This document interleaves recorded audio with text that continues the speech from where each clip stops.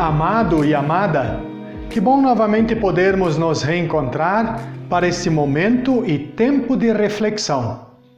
O que nos impede de caminhar? No momento estamos acompanhando uma discussão em torno do censo do IBGE, Instituto Brasileiro de Geografia e Estatística, para este ano de 2021. E a discussão está que, pela primeira vez na história deste instituto, disse que não há recursos financeiros suficientes para a realização do censo. Mas para que serve o censo do IBGE? Para apresentar dados e informações com vistas a melhorias em todos os âmbitos do nosso país. Entre outras tantas informações, encontramos, por exemplo, de que 6,2% da população brasileira sofre ou tem algum tipo de deficiência, seja ela auditiva, visual, física ou intelectual.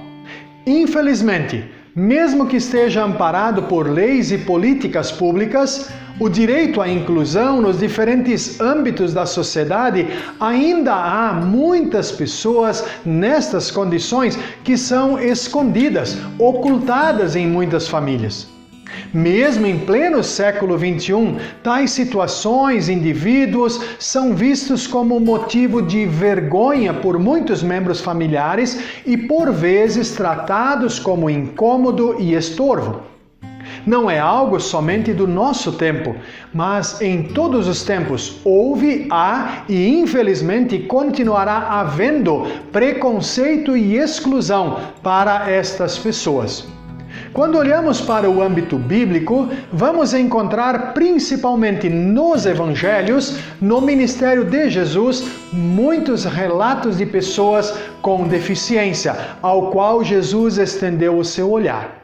Hoje queremos refletir sobre o texto do Evangelho de João, capítulo 5, o versículo 1 a 9, que assim diz o texto. Depois disso, houve uma festa dos judeus. E Jesus foi até Jerusalém. Ali existe um tanque que tem 5 entradas e que fica perto do portão das ovelhas. Em hebraico, esse tanque se chama Betesata. Perto das entradas estavam deitados muitos doentes, cegos, aleijados e paralíticos. Esperavam o movimento da água, porque de vez em quando um anjo do Senhor descia e agitava a água.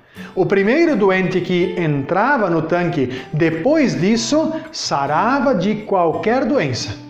Entre eles havia um homem que era doente fazia 38 anos. Jesus viu o homem deitado e, sabendo que fazia todo este tempo que ele era doente, perguntou: "Você quer ficar curado?" Ele respondeu: "Senhor, eu não tenho ninguém para me pôr no tanque quando a água se mexe. Cada vez que eu tento entrar, outro doente entra antes de mim." Então Jesus disse: "Levante-se, pegue a sua cama e ande." No mesmo instante, o homem ficou curado, pegou a cama e começou a andar.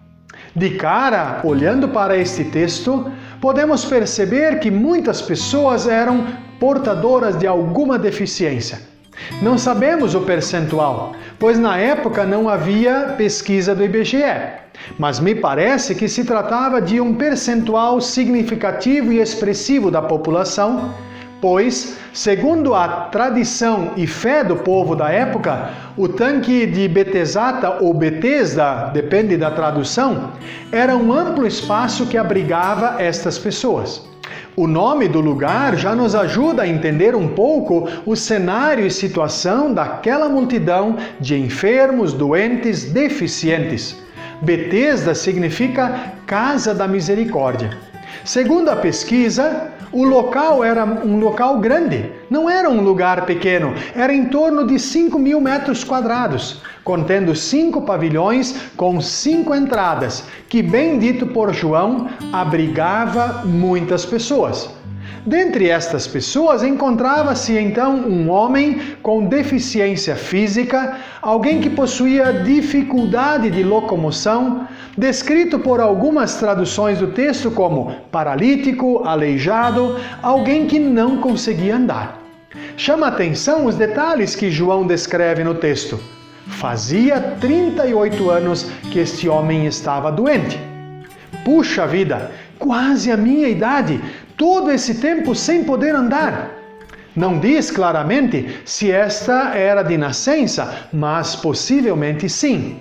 O texto então descreve a situação deste homem, assim como o olhar de Jesus para ele. O texto diz: Jesus viu o homem deitado. Este homem, entre tantas outras pessoas naquele lugar, recebe a atenção de Jesus. Ele não é mais um naquela multidão. Ok, que legal! Que legal que Jesus não é preconceituoso, excludente, mas vai na contramão do que a grande maioria das pessoas da época pensavam e também como agiam com estas pessoas. Jesus olha e dá atenção para este pobre homem. Mas creio que o que segue no nosso texto possa nos causar certo espanto. Jesus viu o homem deitado e, sabendo que fazia todo esse tempo que ele era doente, perguntou: Você quer ficar curado? Mas que tipo, Jesus? Esta é uma pergunta que se faça a um coitado que está vivendo na miserabilidade durante 38 anos? Por mais estranho que pareça, a pergunta de Jesus àquele homem, ela é crucial, é de fundamental importância. É só prestarmos bem atenção e pensarmos bem, e quem sabe nós também poderíamos fazer algumas perguntas àquele homem. Se aquele lugar era tão grande, aproximadamente 5.000 metros quadrados, naqueles 13.870 dias que ele ali estava, ele não conseguiu arrastar-se para a borda daquele tanque que era uma grande piscina para tentar rolar para dentro quando a água se movimentava? Será que sua situação não se assemelha a tantas realidades de comodismo que hoje nós vemos ao nosso derredor, que tendo o cofrinho de moedas alimentado, permitem que mesmo naquela situação triste, as pessoas contentem-se em ter simplesmente o que comer? Será que apesar da situação há 38 anos, este homem não estava satisfeito ou até conformado com esta situação, com esta condição? Diante disso, a pergunta de Jesus tem um outro peso. Como vimos, Jesus, entre tantas pessoas, olha para a miserabilidade daquele homem. Com a pergunta de Jesus, surge outra pergunta incorporada. Se o homem quer realmente ser visto por Jesus, se ele quer realmente ser atendido e envolvido com a proposta de vida que Jesus tem para ele. Se observarmos o texto adiante da pergunta de Jesus, você quer ficar curado? Não era de se esperar um simples sim ou não?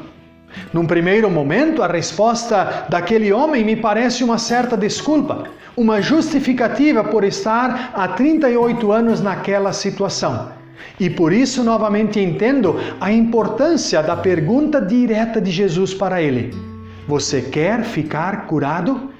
Por detrás da pergunta, você quer ficar curado, está a fala de Jesus dizendo: eu vi e conheço a tua situação miserável, mas eu tenho uma proposta de nova vida, de mudança para você.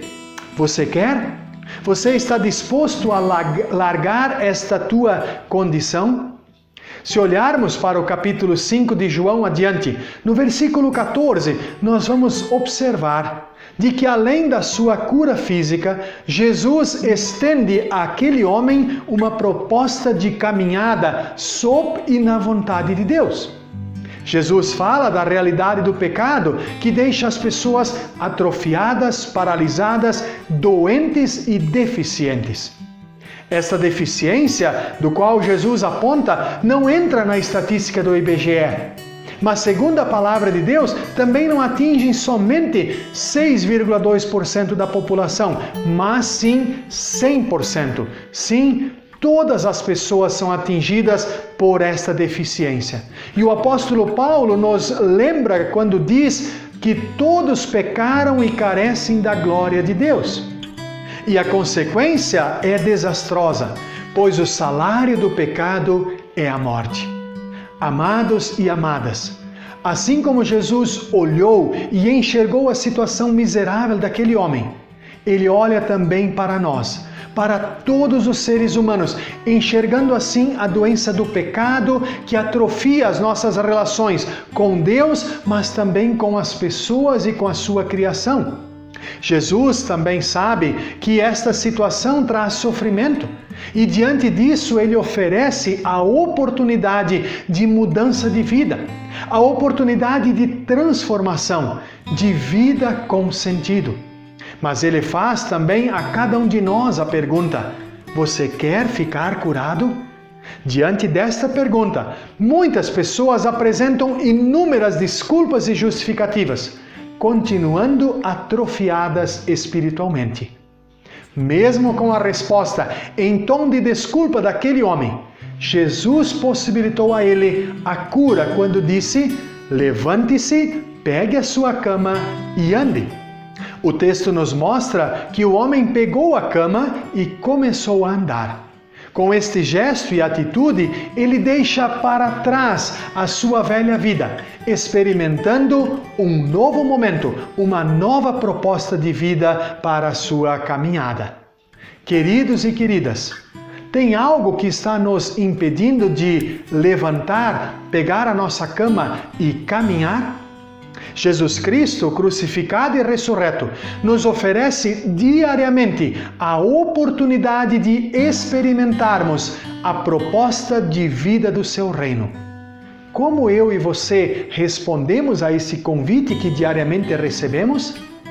Deus nos oriente diariamente por Sua palavra e com Seu Santo Espírito que Ele nos mostre onde estamos atrofiados ou sofrendo por nossas deficiências. E assim, pelo sangue de Jesus Cristo, nosso Salvador, Ele nos cure, restaure e guie-nos por seus caminhos.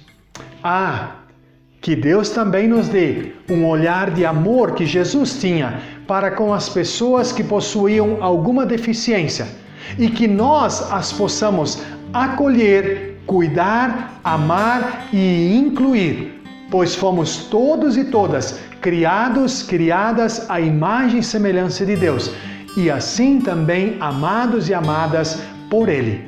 Que Deus assim nos abençoe e guarde, hoje e sempre, e que possamos diariamente levantar, pegar a nossa cama e caminhar dentro da proposta do Reino de Deus para mim e para você a cada novo dia.